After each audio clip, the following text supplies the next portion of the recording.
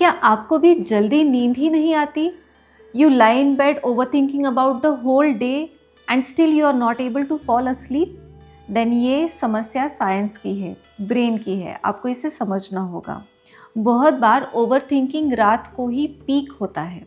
हमारा ब्रेन बहुत एक्टिव रहता है।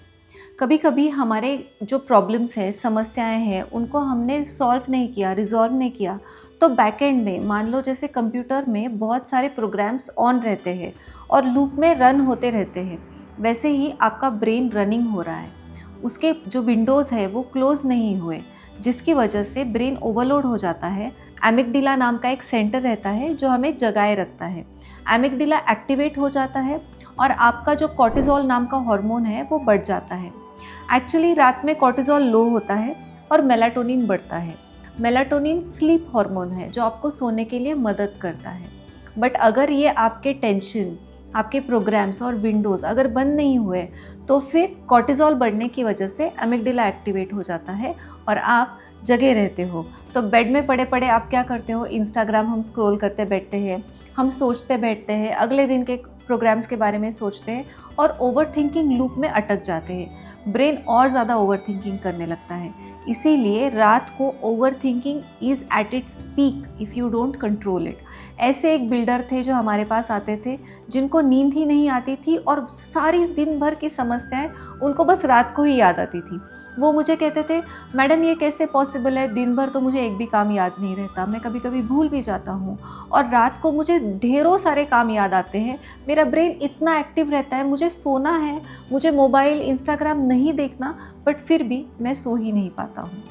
तो हमने उनको ये न्यूरो साइंस बताया जो एमिगडाला के बारे में है और उनको एक टेक्निक दी, 10 मिनट ब्रेन रीसेट एक्टिविटी। तो इसमें आपको करना क्या है, बस 10 मिनट में पहले कुछ मिनट 5 मिनट तक आपको राइटिंग करना है, जर्नलिंग करना है। जितने विंडोज़ ब्रेन में खुले हैं उनको पहले काम डाउन करना है।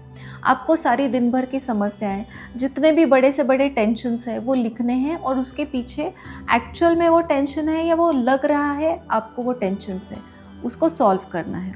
जर्नलिंग के बाद अगले 3 मिनट तक आपको ब्रीदिंग एक्टिविटी करनी है।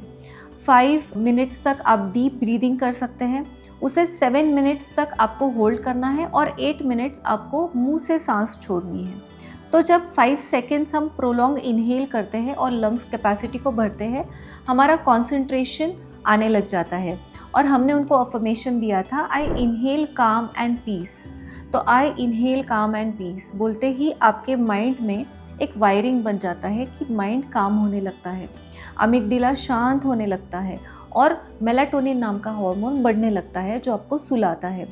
आप कोशिश कीजिए कि रूम में अंधेरा हो, गहरा अंधेरा मेलाटोनिन को बढ़ाता है। और डीप ब्रीदिंग के बाद जब आप एक्सेल करते हैं, I release all the tensions of today, I am ready to wake up like a magnet for success and abundance tomorrow.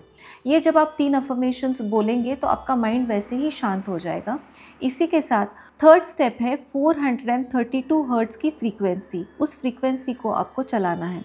ये साउंड ट्रैक आपको ब्रेन को काम करने के लिए मदद करेगा।